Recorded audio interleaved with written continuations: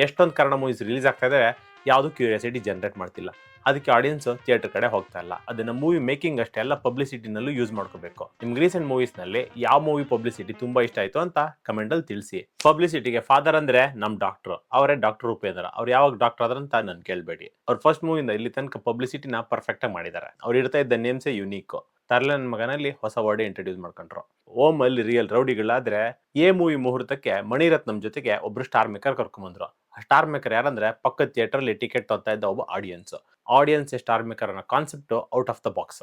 A movie ಬಗ್ಗೆನೇ ಒಂದು reel ಮಾಡ್ಬೋದು, ಅದು ಇವಾಗ ಬೇಡ. ಉಪೇಂದ್ರ ಟೈಟಲ್ ಅಲ್ಲೇ ಎಲ್ಲಾ ಕ್ಯಾರೆಕ್ಟರ್ಸ್ ನೇಮ್ ಇದೆ. ನಿಮಗೆ ಗೊತ್ತಿದ್ರೆ ಕಮೆಂಟ್ಸ್ ಅಲ್ಲಿ ತಿಳಿಸಿ. ಅದ್ರ ಪೋಸ್ಟರ್ಸ್ ನ ಅರ್ಧ ಗಂಟೆ ದುರ್ಗುಟ್ಕೊಂಡು ನೋಡಿದ್ರು ಅರ್ಥ ಆಗ್ತಾ ಇರಲಿಲ್ಲ. ಆ ಮೂವಿ ಮುಹೂರ್ತಕ್ಕೆ ಒಂದು ಇನ್ವಿಟೇಷನ್ ಕಳ್ಸಿದ್ರು, ಅದನ್ನ ಎಷ್ಟೊಂದ್ ಜನ ಓಪನ್ ಮಾಡಕ್ಕಾಗಿರ್ಲಿಲ್ಲ. ಪಬ್ಲಿಸಿಟಿ ಚೆನ್ನಾಗಿದ್ರೆ ಕ್ಯೂರಿಯಾಸಿಟಿಯಿಂದ ಆಡಿಯನ್ಸ್ ಥಿಯೇಟರ್ಗೆ ಬರ್ತಾರೆ. ಇದೇ ಇವತ್ತು ಕನ್ನಡ ಇಂಡಸ್ಟ್ರಿಗೆ ಪ್ರಾಬ್ಲಮ್ ಆಗಿರೋದು. ನಮ್ ಸಿನಿಮಾಗಳು ಕ್ಯೂರಿಯಾಸಿಟಿನ ಕ್ರಿಯೇಟ್ ಮಾಡ್ತಾ ಇಲ್ಲ. ಕಡಿಮೆ ಇದ್ರೆ ಬಜೆಟ್, ಜಾಸ್ತಿ ಇರ್ಬೇಕು ಟ್ಯಾಲೆಂಟ್. ಹೇಳಿದ್ ಕರೆಕ್ಟ್ ಅನ್ಸಿದ್ರೆ ಇಷ್ಟಪಟ್ಟು ನನ್ನ ಅಕೌಂಟ್ ನ ಫಾಲೋ ಮಾಡಿ. ನಿಮ್ಗೂ ಈ ತರ ಅನ್ಸಿ ನಿಮ್ ಫ್ರೆಂಡ್ಸ್ ಫ್ಯಾಮಿಲಿ ಜೊತೆ ಇದ್ರ ಬಗ್ಗೆ ಮಾತಾಡಿದ್ರೆ ಅವ್ರಿಗೆ ಇದನ್ನ ಶೇರ್ ಮಾಡಿ. ನನಗೂ ಅದೇ ಫೀಲಿಂಗ್ ಇದೆ ಅಂತ. ಒಂದು ಮೂವಿ ನಾವು ಹೋಗ್ಬೇಕಂದ್ರೆ ಒಂದು ಫುಲ್ ಫ್ಯಾಕ್ಟರ್ ಇರಬೇಕು. ಅದು ಬಜೆಟ್ ಆಗ್ಬೋದು, ಕ್ರಿಯೇಟಿವಿಟಿ ಆಗ್ಬೋದು. ಒಂದು ಕಾಲದಲ್ಲಿ ಬರೀ ಸಾಂಗ್ಸ್ ಇಂದಾನೆ ಆಡಿಯನ್ಸ್ ಥಿಯೇಟರ್ಗೆ ಹೋಗ್ತಾ ಇದ್ರು.